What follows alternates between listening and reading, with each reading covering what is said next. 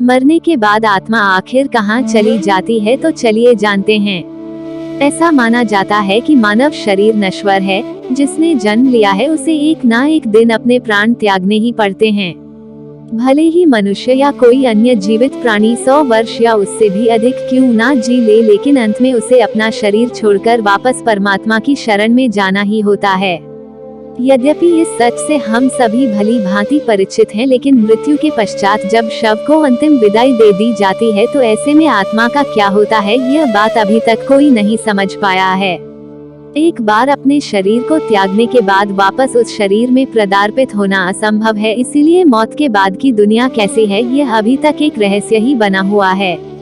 किस्से कहानियों या फिर अफवाहों में तो मौत के पश्चात आत्मा को मिलने वाली यातनाएं या फिर विशेष सुविधाओं के बारे में तो कई बार सुना जा चुका है, लेकिन पुख्ता तौर पर अभी तक कोई यह नहीं जान पाया है कि क्या वास्तव में इस दुनिया के बाद भी एक ऐसी दुनिया है जहां आत्मा को संरक्षित कर रखा जाता है। अगर नहीं तो जीवन का अंत हो जाने पर आत्मा कहां चली जाती है। गीता के उपदेशों में भगवान श्री कृष्ण कहते हैं कि आत्मा अमर है, उसका अंत नहीं होता, वह सिर्फ शरीर रूपी वस्त्र बदलती है। वैसे तो कई बार आत्मा की अमर यात्रा के विषय में सुना जा चुका है, लेकिन फिर यह सबसे अधिक रोमांच और जिज्ञासा से जुड़ा मसला है।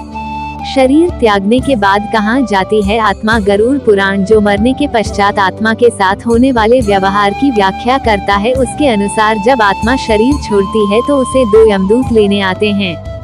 मानव अपने जीवन में जो कर्म करता है, यमदूत उसे उसके अनुसार अपने साथ ले जाते हैं।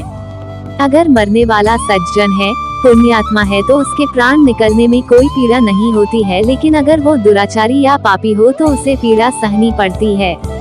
गरुड़ पुराण में यह उल्लेख भी मिलता है कि मृत्यु के बाद आत्मा को यमदूत केवल 24 घंटों के लिए ही ले जाते हैं और इन 24 घंटों के दौरान आत्मा दिखाया जाता है कि उसने कितने पाप और कितने पुण्य किए हैं। इसके बाद आत्मा को फिर उसी घर में छोड़ दिया जाता है जहां उसने शरीर का त्याग किया था। इसके बाद 13 दिन के उत्तर कार्यों तक वह वहीं रहता है। 13 दिन बाद वह फिर यमलोक की यात्रा करता है।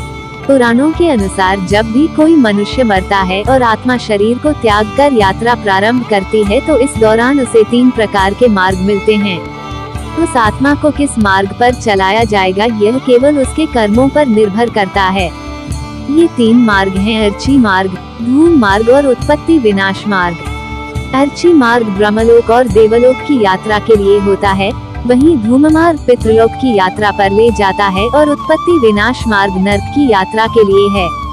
वीडियो देखने के लिए धन्यवाद। मिलते हैं अगले वीडियो में, तब तक के लिए जय हिंद।